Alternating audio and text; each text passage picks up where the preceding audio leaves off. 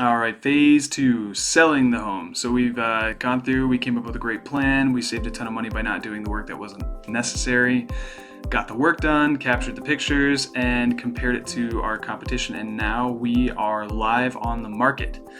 So listing and marketing, I call this the big show. Timeline 3 to 4 weeks on average, depending on the time of year. So that can end price, so that can vary. You need a great agent, you need the multiple listing system access, and you need a comprehensive marketing plan. So what you need to do is maximize your exposure. You want as many people through the door as possible, and I don't care who tells you what. This is as simple as it gets. To get the best price, you want as many people to see the listing as possible, because there are very likely people out there that really want the features that your home has, regardless of what it is, and you just need to find them. So basically, you need to tell everyone about your sale, and we will do everything in our power with all the tools to tell the entire world we can possibly tell about your listing. But we need your help too. So we need you to talk about it. You never know where your buyer might come from. Typically, we'll ask you every week just to see have you come across any buyers, and we do this with all of our sellers, mostly because if I'm asking my other sellers about them finding buyers, it might not be the buyer for their home, otherwise they'd tell me about it immediately, but it might be the buyer for one of my other listings. And in that way too, we leave no stone unturned. So where are buyers looking? Where did they find the home that they purchased? Most of them are on the internet. So the very first thing we do is we syndicate and we send it out to every website it could possibly be on. And then the rest of them typically are finding them through their real estate agent. And that usually is through an automated search, which is also searching on the internet. So really the internet is the number one. And then you can see here that drops down into Yard House, Open Sign, friend, family, or relative or neighbor. So that's really important in that talking aspect. There's still, you can see there, it's still probably 7%.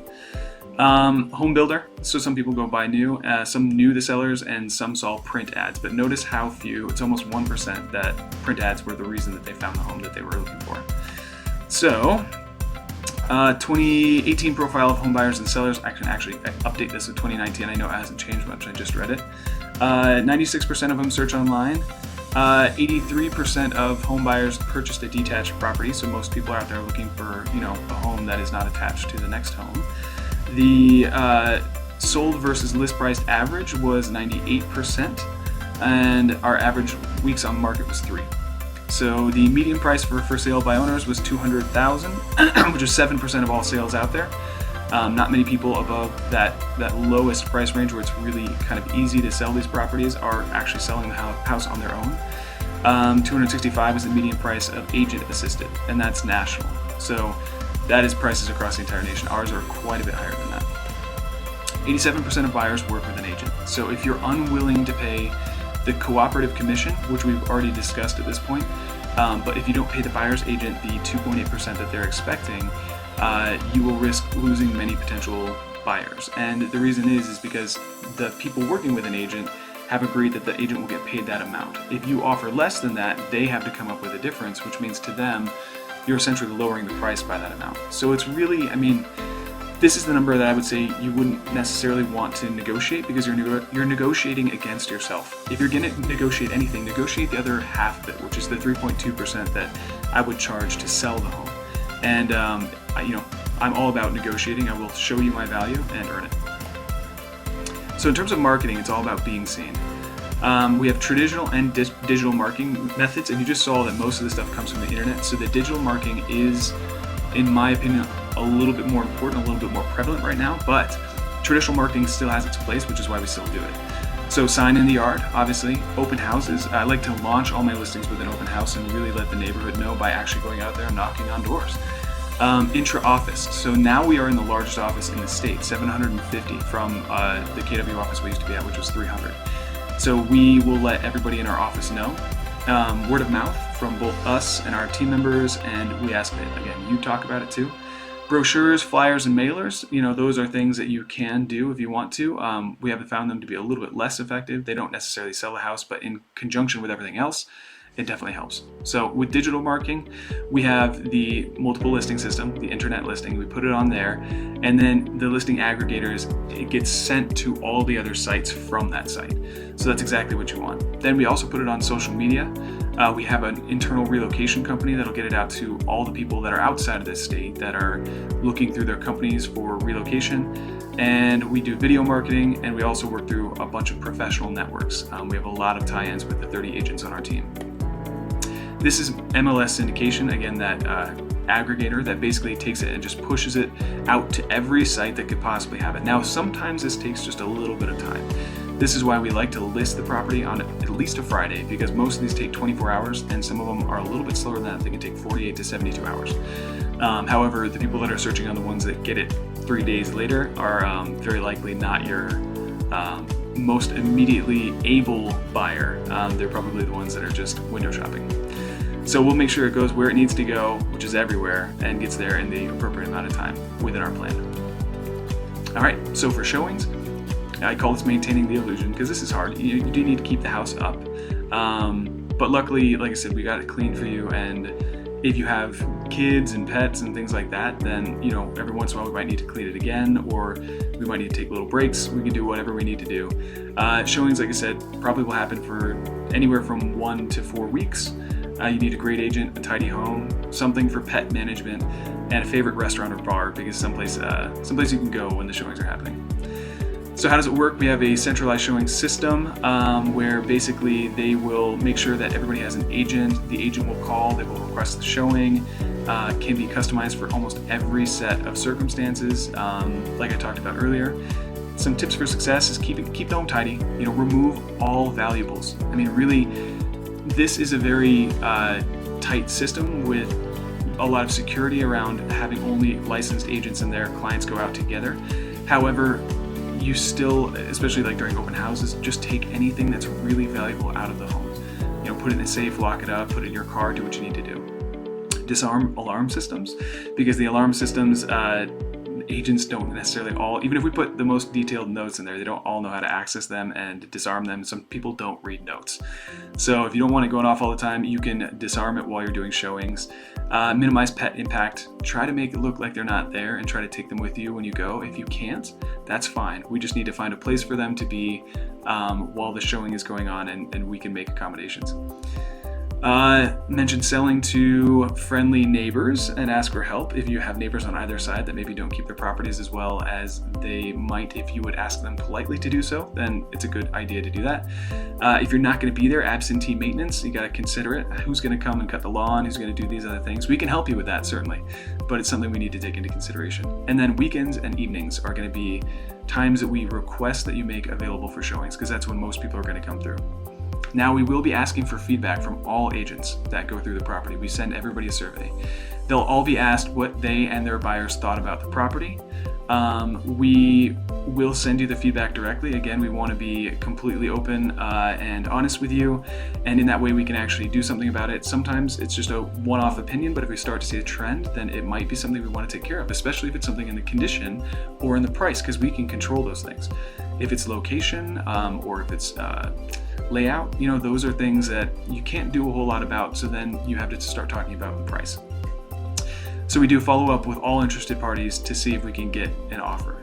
We are pursuing them every single day, and typically on Mondays is when we're calling everybody to see what they thought about weekend traffic. Selling can be emotional and exhausting. Just be prepared. That is a statement that is true, and we do everything in our power to make it easy and even fun. And that's why you hire an agent. That's why we earn what we ask, and we need your participation, but we also need to set a realistic expectation around it. Making adjustments. So when do you know to change course and how? So typically a couple weeks after we've listed it, if we don't have an offer or we have a very low amount of showings. If it's lower than what we expect, we'll start talking to you. So you need a great agent, showing analytics, feedback, and a plan. So with course correction, what you need to really look at is, okay, let's pull up the new competition and see if there's just been a series of homes that are underpriced or in better condition for the same price. And see if maybe we know, okay, now there's just these two that need to sell and then we should be next in line. And then if it's something that's coming up often in the feedback and it's about condition, again, we might just change it. We might go ahead and get that repair done. Again, unchangeables, like I mentioned before, we kind of have to move into price if there's something that we really can't affect. And then we compare all this to your ideal moving timeline. If you are flexible, then maybe we just continue to wait it out until we get the right price. It's not necessary that we drop the price after 2 weeks. It's just that necessary that we have a conversation to see where your priorities lie. And then during that conversation, we'll look at that carrying costs versus net proceeds. If it's going to cost you more to hold the property and sell it, especially if you've got another one lined up or you've already purchased a property, then we take that into consideration when looking at maybe doing a price reduction. So aggressive adjustments, as just a note, usually yield the best results.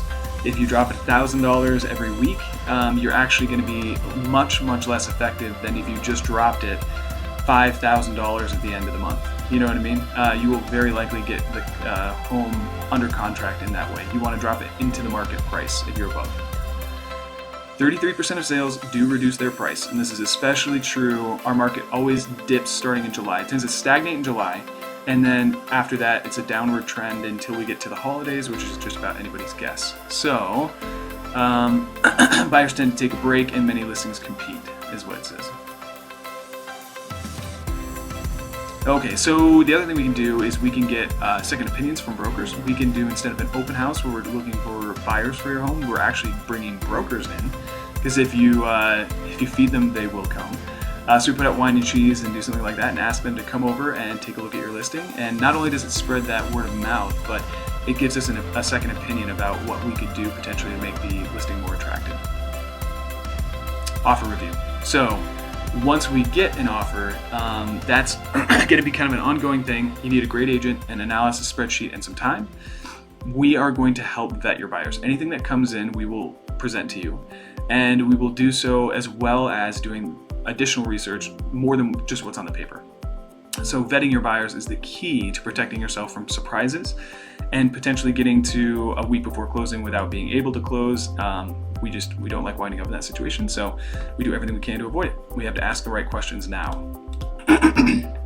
Typically a buyer's means. These are just some trends. 49, half of them out there have student loan debt. The average household income for buyers right now is $88,000, and the average amount financed is 90%. So most people are putting 10% down.